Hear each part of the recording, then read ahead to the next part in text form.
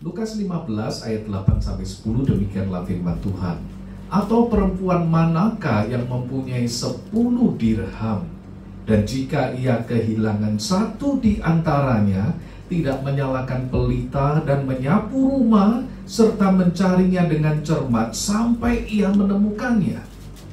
Dan kalau ia telah menemukannya, ia memanggil sahabat-sahabat dan tetangga-tetangganya, serta berkata, bersukacitalah bersama-sama dengan aku, sebab dirhamku yang hilang itu telah kutemukan. Aku berkata kepadamu, demikian juga akan ada sukacita pada malaikat-malaikat Allah, karena satu orang berdosa yang bertobat. Sampai demikian pembacaan firman Tuhan. Saudara, salah satu teknologi yang dikembangkan orang pada zaman ini robot. Orang pengen buat berlomba-lomba, perusahaan-perusahaan itu bikin robot yang semakin lama semakin canggih.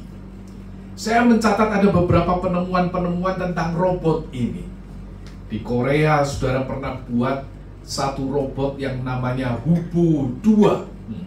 Dia mampunya apa, saudara? Dia mampu melakukan gerakan manusia, katanya seperti memutar telapak tangannya, menekuk lututnya, bisa berjalan, bisa berlari.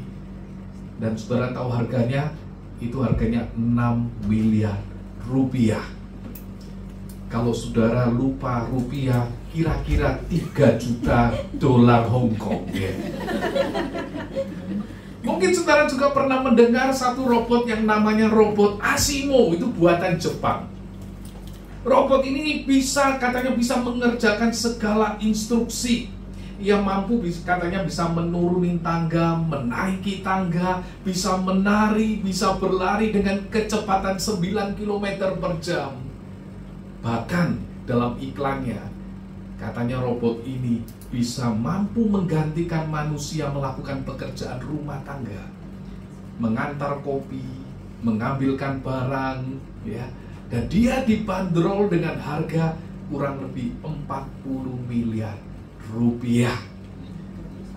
Kalau sudah lupa rupiah, kira-kira 20 juta dolar Hong Kong lah, gitu ya. Dan saudara, kalau kita bandingkan dengan diri kita sendiri, bandingkan dengan saudara itu lebih canggih daripada robot-robot ini. Kita tidak hanya bisa mengantar kopi, kita bisa memilih kopi yang baik itu seperti apa. Bisa membuat kopi dari berbagai macam alat, bahkan bisa minum kopinya temennya, gitu kan ya. Kita itu nggak hanya bisa dilatih sesuatu, melakukan pekerjaan ini, pekerjaan itu, diatur, diajari. Bahkan kita itu bisa melakukan lebih dari itu, termasuk nggak nurut apa yang diajari. Itulah kita, saudara. Dan pada dasarnya itu, kita itu bisa melakukan sesuatu lebih daripada robot-robot itu.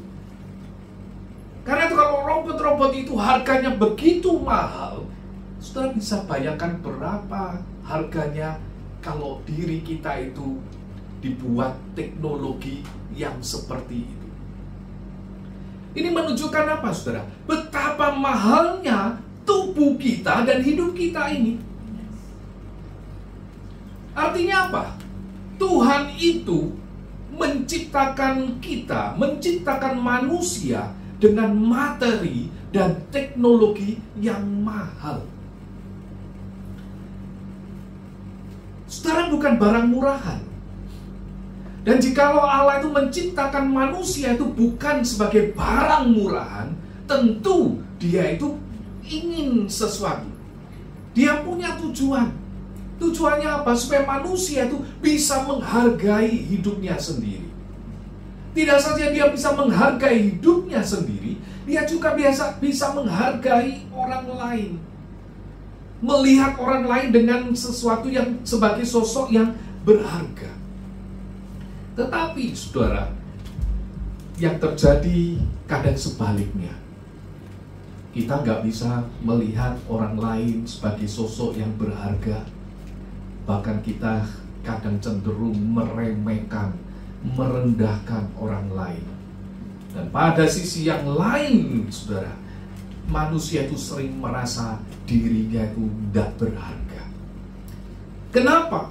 Mungkin karena pengalaman-pengalaman buruk yang sudah pernah dialami, sampai merasa dirinya itu jadi sosok yang tidak berharga. Atau mungkin karena dosa-dosa yang sudah diperbuatnya di masa lalu, sehingga dia merasa dirinya itu tidak berharga apa-apa. Atau mungkin karena orang-orang itu sudah mencap kita, memberikan satu stempel kepada kita, sepertinya kita itu bukan orang yang berharga.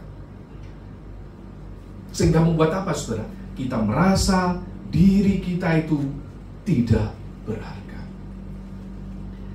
Tetapi saudara, tidak hanya sekedar itu. Orang-orang yang tidak merasa dirinya tidak berharga itu tidak hanya merasa dia dipandang tidak berharga oleh orang lain, bahkan kadang sampai orang itu merasa Tuhan itu sudah gak mau dengan dirinya. Mau datang sama Tuhan, mana mau Tuhan sama saya. Tetapi saudara, Tuhan itu ya mengenal milik kepunyaannya. Tuhan mengenal milik kepunyaannya. Tuhan tahu berapa nilainya manusia itu di hadapan dia. Perumpamaan tentang dirham yang hilang ini disajikan oleh Yesus ketika orang Farisi dan ahli-ahli Taurat itu melihat Yesus lagi ngumpul, lagi ngafe bareng. Dengan siapa, saudara? Dengan para pemungut cukai dan dicatat dengan orang-orang berdosa. Bahkan di dalam Injil yang lain dicatat Yesus itu kumpul dengan pelacur-pelacur bersama-sama dengan mereka. Karena itu saudara, orang-orang Farisi dan ahli-ahli Taurat itu jadi bersungut-sungut. Mengapa Yesus kayak gitu? Mengapa ia menerima orang-orang berdosa? Kenapa ia mau kumpul bareng orang-orang yang seperti ini? Mengapa dia mau? Ya, gak layak. Harusnya dia itu guru yang luar biasa. Kalau dia guru agama, dia tidak boleh kumpul dengan orang-orang itu. Bagi para pemimpin agama pada waktu itu, orang-orang seperti ini gak pantas didekati. Mendekati mereka itu dianggap bisa merusak reputasi Yesus dan membuat Yesus itu dianggap sebagai guru yang gak jaga kehormatannya. Nah, keberatan mereka itu saudara ditanggapi Yesus dengan 3 perumpamaan. Yang pertama adalah perumpamaan domba yang hilang. Yang kedua dirham yang hilang. Dan yang ketiga anak yang hilang. Pacar yang hilang gak ada di sini ya.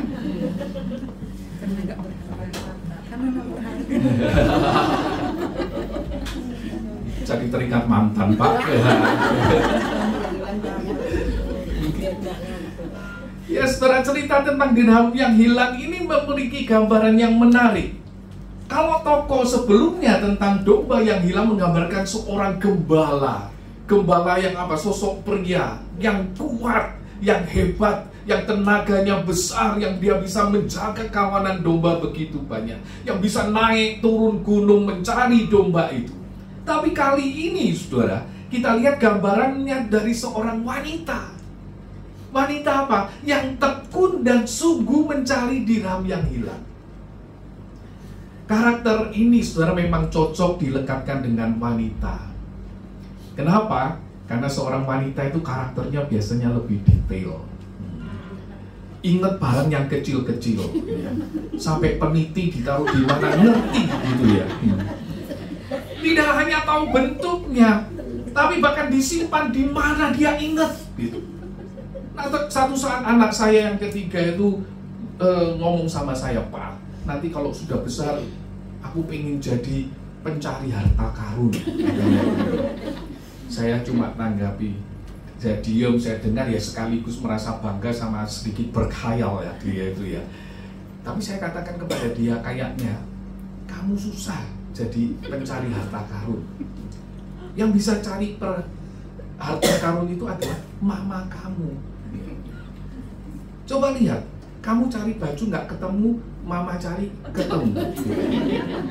Kamu cari buku sekolah hilang nggak ketemu, mama cari ketemu. Ya. Anak saya senyum-senyum sambil mengiyakan perkataan saya. Sepertinya memang saudara, kalau istri saya itu nggak punya 3 anak, sudah nemu 10 harta karun. Itulah wanita. Nah, di wanita di dalam kisah ini dikatakan kehilangan 1 dirham. Berapa sih 1 dirham? Ada penafsir yang katakan 1 dirham itu dapat disebut juga 1 dinar. Itu adalah upah pekerja sehari kerja. Tentu pertanyaannya, mengapa 1 dirham itu begitu berharga? Kan itu bukan jumlah yang besar. Mengapa 1 dirham itu dipandang berharga? Kan ada 9 yang lain. Hilang 1 kan nggak apa-apa. Nah, cerita ini tidak menjelaskan dengan detail kenapa kok seperti itu. Karena itu ada beberapa tafsiran di sana ya. Ada yang bilang itu adalah seperti mas kawin yang dipakai di hiasan kepala dari dirham-dirham itu. Nah, sehingga kalau atau seperti itu, seperti cincin permata dengan 10 berlian, kalau hilang 1 itu perlu dicari katanya. Tetapi ada pula yang menyatakan perempuan ini miskin. Bagi dia 10 dirham itu begitu. Bagi dia 10 dirham itu begitu berarti. Sehingga kehilangan 1 dirham itu sangat berarti. Saya lebih setuju dengan pendapat yang kedua ini. Coba saudara pikirkan, kalau satu saat kita kehilangan uang 100.000 rupiah, apakah itu menjadi sesuatu yang berarti bagi kita? Tergantung. Kalau kita lagi punya 100 juta, kehilangan 100.000, udahlah nggak usah dicari, begitu ya. Tapi kalau saudara misalnya punya uang saudara tinggal 1 juta untuk kebutuhan 1 bulan, maka ketika hilang 100.000 itu, saudara akan berpikir, gimana saya harus mencarinya? Aduh, kok hilang 100.000? Bulan ini cuma tinggal 1 juta uang saya. Sekarang kehilangan 100.000. Sehingga apa, saudara? Kita akan merasa itu kehilangan yang besar. Nah, bagi perempuan ini 1 dirham itu begitu berharga. Sehingga ketika 1 koin itu menggelinding, hilang, maka ia berupaya mencari. Apa yang dilakukannya ya? Dia katakan ia menyalakan pelita. Karena pada zaman itu rumah-rumah itu terbuat dari batu-batu, gitu ya. Jarak jendelanya itu paling kecil-kecil. Sehingga tidak saja malam, siang pun tanpa gelap. Itu rumah pada waktu itu. Nah, kalau kita perhatikan, sekalipun dinyatakan di dalam 1 kalimat, tetapi prosesnya itu panjang. Bayangkan perempuan itu, saudara, itu dia mengarahkan pelitanya sambil melihat di mana itu ya, satu persatu dia amati, tapi masih nggak ketemu-ketemu. Perasaan wanita itu seperti ketika saudara kehilangan dompet. Satu saat jalan-jalan di mall, kehilangan dompet saudara. Nah, ketika saudara kehilangan dompet, maka apa yang saudara lakukan? Saudara mulai pikir-pikir, tadi itu belanja di mana ya? Toko mana yang saya datangi? Coba lihat ke sana. Saudara akan ke sana menanyakan ke toko itu, menanyakan ke penjaganya apakah melihat dompet itu. Oh, dia nggak lihat. Saudara lihat ke toko satunya tadi, habis dari sana mampir ke toko ini. Mampir ke toko ini, saudara akan amati sambil saudara terus bingung ya. Bingung kenapa? Loh, kalau nggak ketemu bagaimana? Di sana ada uang saya. Tidak saja dia ada uang saya, di sana ada paspor saya. Kalau hilang bagaimana nanti? Bagaimana, apa yang harus saya lakukan? Dia ada kartu ATM saya. Kalau itu sampai digunakan oleh orang lain seperti apa? Oh, ada kartu kredit saya. Apa yang harus saya lakukan? Perasaan itu yang kita rasakan bukan? Kita merasa resah ketika sesuatu yang hilang itu kemudian belum ditemukan. Ketika sesuatu yang penting itu hilang dan kita tidak menemukannya, kita merasa resah. Demikian juga saudara, yang perasaan itu yang dirasakan oleh perempuan ini. Apa yang dia rasakan? Dia mulai bingung saudara. Seperti kalau kita ada di rumah kita itu kan ada lemari, ada tempat tidur dan macam-macam. Dan kemudian apa yang kita lakukan kalau ada mencari benda yang harus mengelinding ke sana? Dia cari di sini, disapu di sini, nggak ada. Kita akan lihat di kolong tempat tidur kita sapu-sapu, nggak ada. Apalagi rumah pada zaman itu kadang terbuat lantainya dari tanah, ada retakan-retakan yang mungkin saja koin itu gelinding masuk ke retakan yang seperti itu. Dia berusaha mencari di tengah-tengah keresahannya, sudut demi sudut dia cari, saudara. Sampai akhirnya dia ketemu. Dan dia merasa senang. Nah saudara, di ayat 9 dicatat, kalau ia telah menemukannya, ia panggil sahabat-sahabatnya dan tetangga-tetangganya serta berkata, bersukacitalah bersama-sama dengan aku, sebab dirhamku yang hilang itu telah kutemukan. Perempuan itu saudara bersukacita. Ia senang dirham itu ketemu. Tahun lalu saudara, ketika saya pelayanan ke Bandung, saya kemudian ambil waktu cari-cari lukisan, ya. Saya ingin pasang lukisan di kantor saya. Dan saya cari-cari di sana sekitar sejam lebih, saya amat-amati. Akhirnya saya beli 2 lukisan. Karena bingung mau pilih saat ini atau ini, saya beli dua-dua, begitu ya. Nah setelah saya beli dua-dua itu saudara, dibungkus, kemudian digulung, dan saya bawa pulang. Nah besoknya saya kemudian check out dari hotel untuk kembali pulang ke Malang. Dan setelah sampai diantar sampai di bandara, kemudian mulai naik, siap naik pesawat. Ketika pesawat itu diumumkan akan segera berangkat, tiba-tiba saya ingat, gulungan lukisan itu kok nggak ada ya? Nggak ada saudara, saya cari, saya kok nggak masukkan di kabin ya? Saya kok nggak bawa? Saya bingung, tapi mau telepon kan nggak bisa, karena pesawat sudah mau berangkat dan kemudian pesawat segera berangkat. Akhirnya sampai di Surabaya, saya kemudian tanya ke hotelnya, apakah lukisan saya ketinggalan di hotel. Kenapa saudara? Saya tuh bisa lupa lukisan itu saya bawa apa enggak. Saya enggak yakin kalau saya bawa lukisan itu. Akhirnya saudara, saya tanya ke hotel untuk dicek. Tolong dicekkan di kamar. Dicek di kamar enggak ada. Terus saya tanya ke driver yang antar saya, apakah lukisan saya itu ketinggalan di mobil? Enggak ada katanya. Terus kemudian saudara, saya coba tanya lagi ke hotel, boleh nggak dicek di CCTV? Saya waktu cek kok itu bawa gulungan lukisan apa enggak gitu ya. Tapi saudara, ternyata nggak gampang buka CCTV di hotel. Karena kalau mau buka CCTV itu Pak, harus ada laporan ke polisi. Walah, repot lah begitu ya. Akhirnya saya kemudian tanya ke bandara, apakah lukisan saya itu ada di sana? Oh katanya nggak ada. Ya saudara, dengan perasaan sedih karena itu saya pengen lukisan itu, akhirnya ya sudahlah ya. Itu lewat beberapa hari, saya anggap sudah mulai hilang. Tapi satu saat saya nyetir ingat lukisan itu.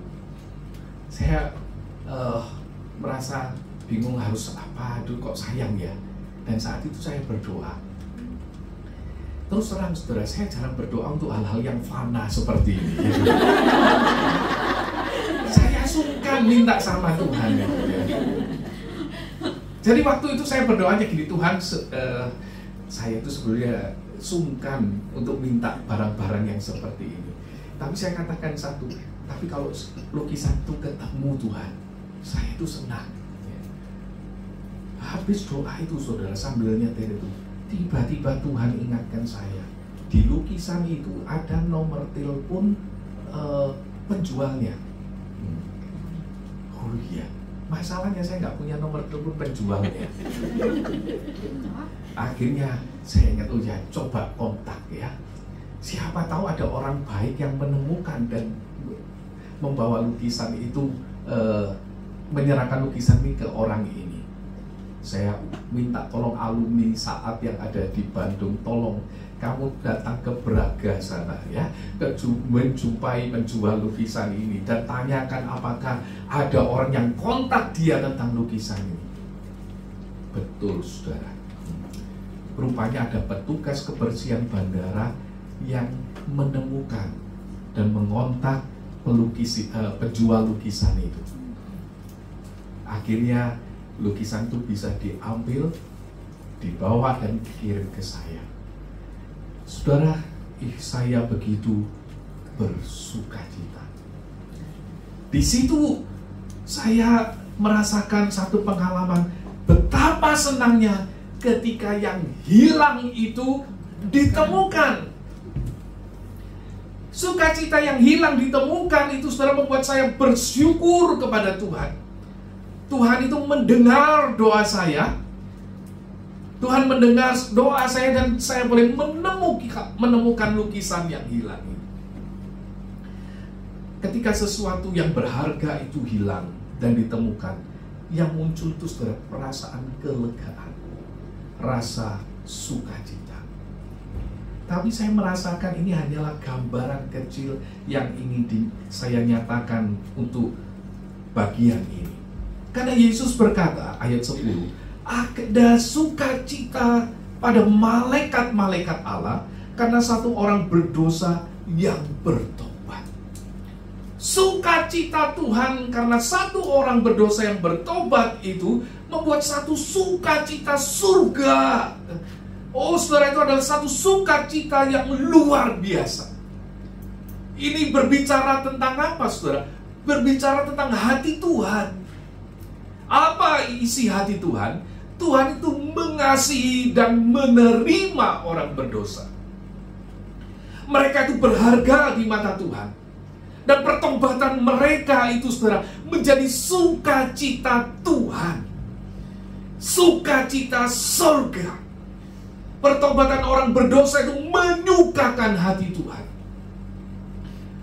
Yesus berkata, Anak Manusia itu datang untuk mencari dan menyelamatkan yang hilang.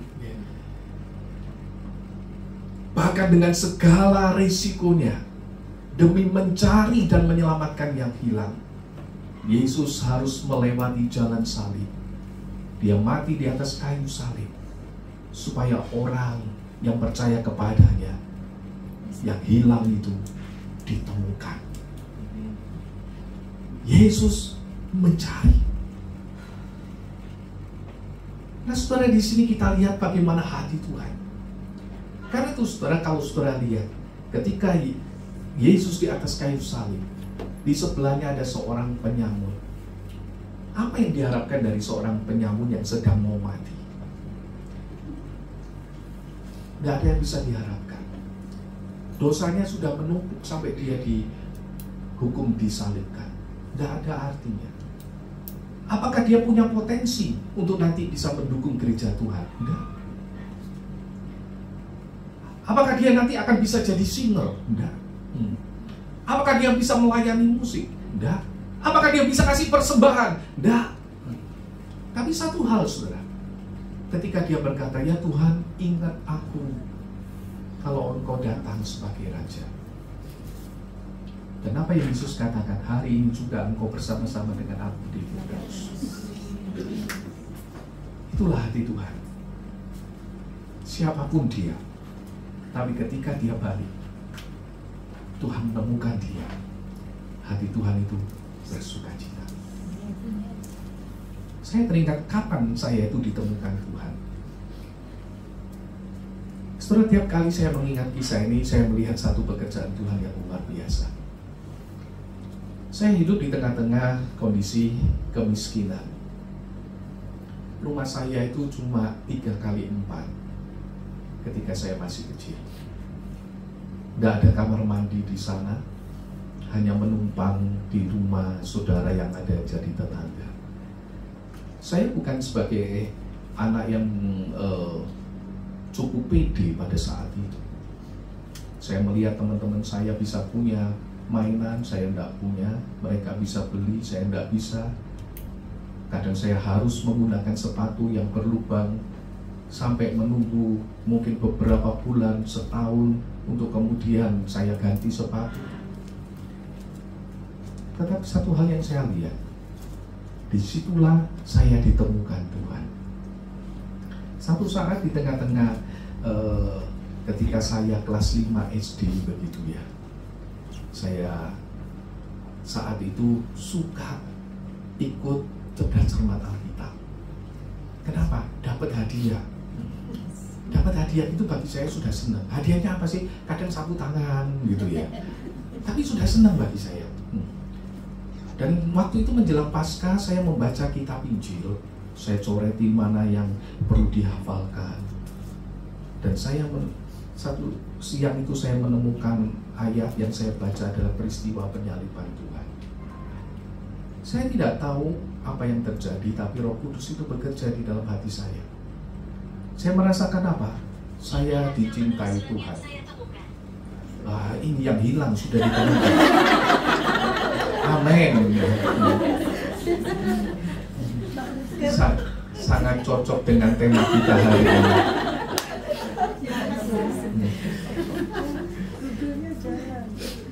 Saudara, kalau saya merasakan ketika saya ditemukan Tuhan, saya tidak tahu apa yang terjadi, tetapi Tuhan itu begitu. Saya merasakan dikasih Tuhan. Hari itu saya merasa menangis gitu ya, sebagai orang yang dicintai Tuhan. Siapa saya? Besoknya tuh saya sekolah, saya pengen cepet-cepet pulang dari sekolah. Dan ketika saya pulang, apa yang saya lakukan? Saya baca Alkitab itu lagi. Saya menangis lagi. Esoknya saya lakukan lagi. 3 hari itu saudara, di rumah itu terjadi KKR untuk saya. Di mana apa? Tuhan menemukan orang yang tidak ada artinya ini. Orang yang tidak kelihatan potensinya. Tapi Tuhan temukan. Karena itu saudara, jangan pernah berpikir bahwa kita itu tidak ada harganya. Orang bisa lihat atau mungkin boleh menganggap kita itu tidak berharga. Tapi itu tidak pernah ada di dalam pikiran Tuhan. Mungkin kita merasa saya sudah gagal, saya sudah rusak, saya tidak mungkin diterima Tuhan. Hati Tuhan tidak pernah berpikir seperti itu. Ketika Dia ciptakan manusia dengan nilai yang tinggi, masakan Dia itu tidak punya rencana apa-apa? Apa yang diharapkan dari manusia? Untuk kembali menyatakan kemuliaan Tuhan. Untuk apa? Untuk menjadi sosok pribadi yang dikasihinya. Untuk menjadi sosok pribadi yang akan dicintainya. Bagi Tuhan, kita itu adalah sosok pribadi yang berharga. Hati Tuhan itu saudara selalu terbuka untuk kita itu datang. Hati Tuhan itu selalu terbuka untuk kita itu balik. Hati Tuhan itu senang ketika menemukan kita.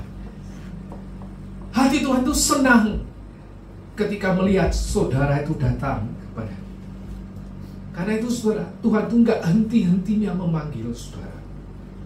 Tuhan itu nggak pernah berhenti untuk menarik kita, menyuarakan suara panggilannya. Sebab itulah hatinya. Itulah hati Tuhan yang pingin anak-anaknya itu datang kepadanya, balik padanya. Dia pengen yang hilang itu ditemukan. Satu saat mungkin saudara akan bisa mengalami masa-masa di mana saudara merasa diri saudara tidak berharga, tidak dianggap berharga oleh pasangan saudara, tidak dianggap berharga oleh keluarga, tidak dianggap berharga oleh teman. Tetapi satu hal, saudara boleh melihat pada Tuhan, Dia gak pernah pandang kamu itu tidak berharga. Saudara adalah biji mata Tuhan, kekasih Tuhan, dan Dia akan terus kerjakan di dalam hidup saudara rencananya, sekalipun kadang kita tidak mengerti apa yang terjadi di dalam hidup kita. Berita firman ini juga disampaikan kepada siapa? Para pemimpin agama. Kepada siapa? Para murid-murid Yesus. Supaya apa? Supaya mereka itu tahu hati Tuhan. Bahwa apa? Tuhan itu merindukan yang hilang itu dicari. Tuhan itu merindukan yang hilang itu dicari dengan serius. Tuhan merindukan yang hilang itu dicari dengan ketekunan. Sebab sukacita Tuhan adalah ketika yang hilang itu ditemukan.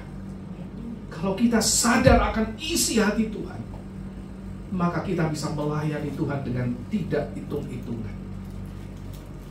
Kita akan berani memberi harga untuk sesuatu yang mungkin orang anggap tidak berharga. Saudara, lukisan yang saya beli di Bandung itu sekarang sudah terpasang di kantor saya. Itu adalah lukisan tentang suasana panen. Lukisan itu saya pasang untuk mengingatkan saya bahwa ladang itu sudah menguning dan siap dituai. Tugas saya adalah ikut bekerja di dalam pekerjaan penuaian. Tugas saya adalah terus berdoa dan mengupayakan keberadaan para penuai itu. Tapi peristiwa kehilangan lukisan itu, saudara, membuat lukisan itu sekarang tidak saja mengingatkan saya tentang itu. Tidak saja mengingatkan Tuhan menjawab doa saya, tetapi ada satu hal yang saya akan ingat terus, yaitu sukacita yang hilang ditemukan. Sukacita ketika yang hilang itu ditemukan. Dan saya rindu itu terus menjadi bagian di dalam hati saya dan hati saudara yang ada di tempat ini.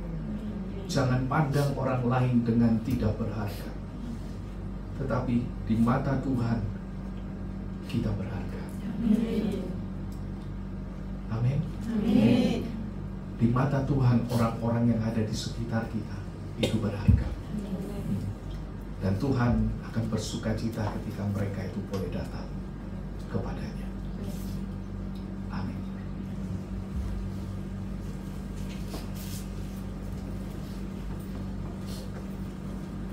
Saudara, mari kita mengambil waktu terus sejenak di hadapan Tuhan.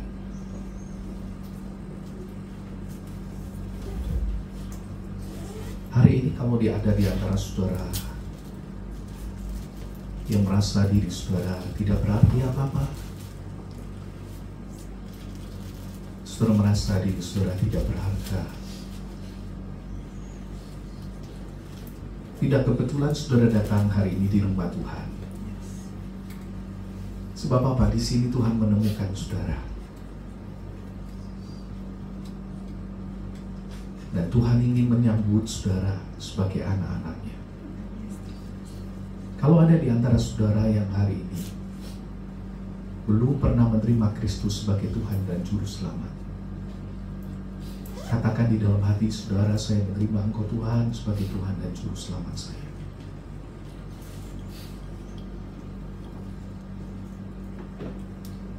Nyatakan kepada Tuhan, Tuhan, saya mau menjadi anak-Mu.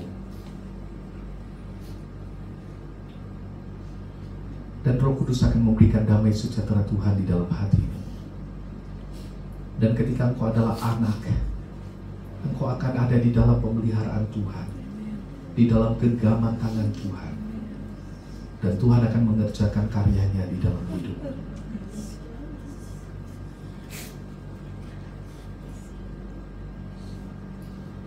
Dan lebih dari itu, mari kita juga melihat, biarlah Tuhan memberikan kepada kita hati yang seperti hatinya, yang merindukan yang hilang itu dicari, supaya mereka pun juga boleh merasakan sukacita di dalam Tuhan.